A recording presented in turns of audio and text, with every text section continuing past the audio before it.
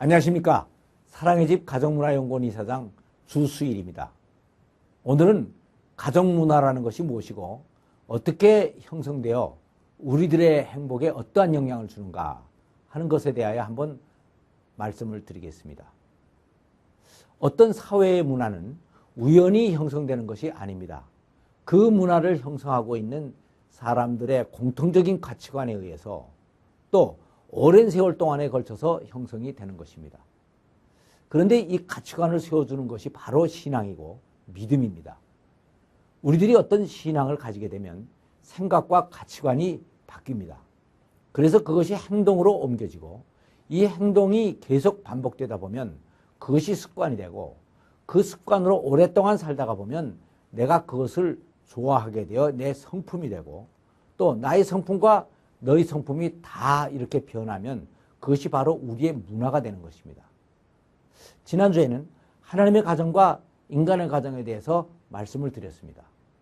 하나님의 가정이란 하나님의 뜻을 이루기 위하여 하나님께서 만드신 가정이지만 인간의 가정이란 인간의 행복을 위해서 인간들이 아이디어로 인간들이 만든 가정입니다.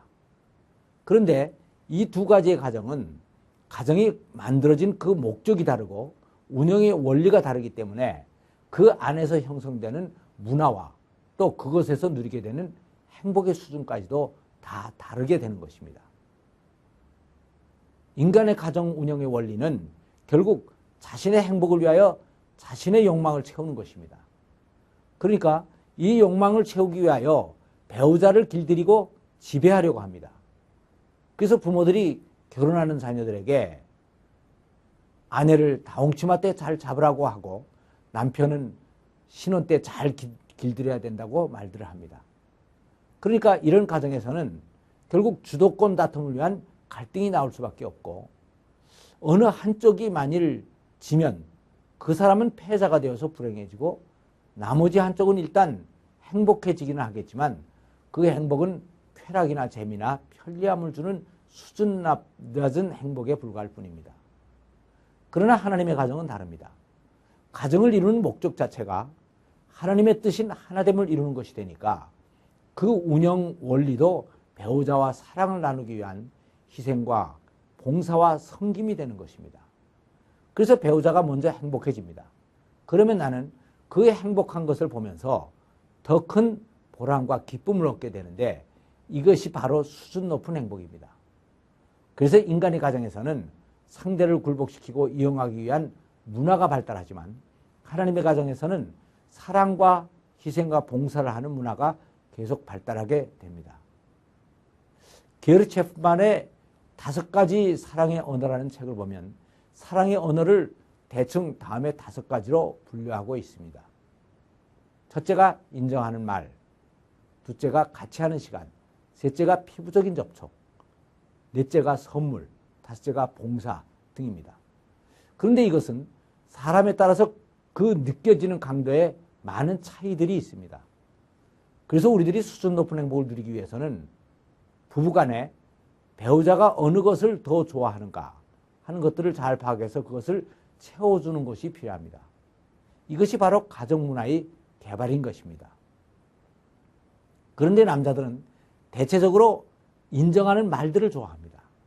여기에 비해서 여자들은 대부분이 피부적인 접촉에 민감합니다. 그래서 그런지 저희 아내도 손을 잡고 다니는 것을 아주 좋아합니다. 물론 저도 손을 잡고 다니는 것이 싫지는 않습니다.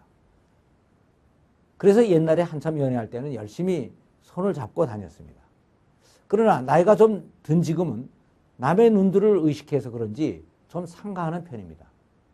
그런데 아내는 그렇지가 않습니다. 어디를 가나 손을 잡고 다니려고 하는데 주일날 예배를 드리려고 교회를 갈 때에도 손을 잡고 가려고 합니다.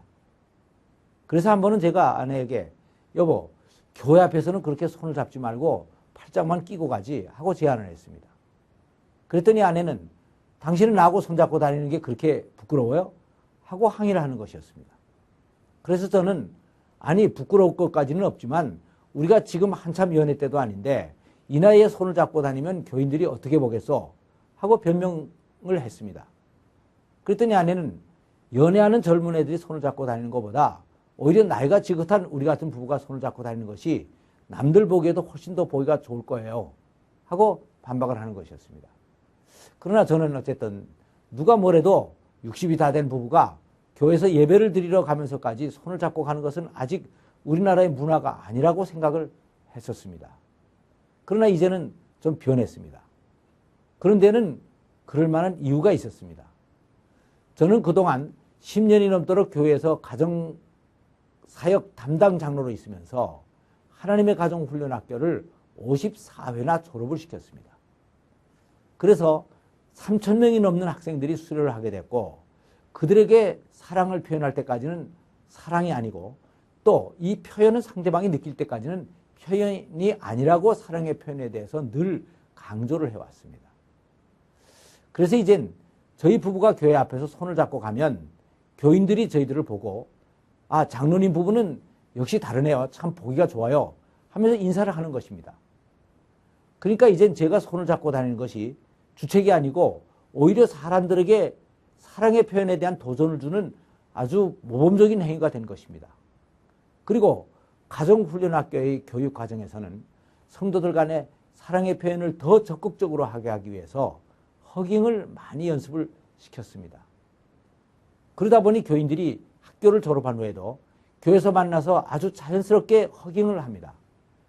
그랬더니 처음에는 사람들이 저 사람들이 왜 저렇게 유난을 떠나 하고 이상하게 쳐다봤습니다.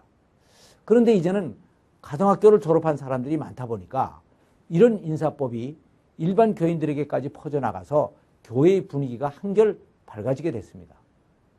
교회의 문화가 바뀐 것입니다. 사실 이 허깅은 크리스찬들에게 그렇게 새삼스러운 것이 아닙니다.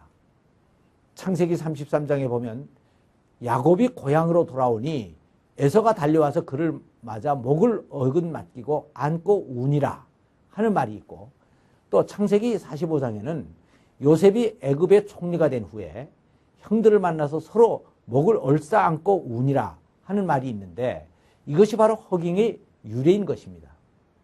허깅은 원래 반가움을 표시하고 서로의 잘못을 용서하고 수용하고 격려한다는 뜻이 있는 깊은 사랑의 표현입니다.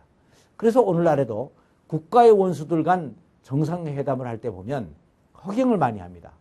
그러니까 그리스도의 피로 하나가 된 성도들 간에 허깅을 못할 이유가 전혀 없는 것입니다.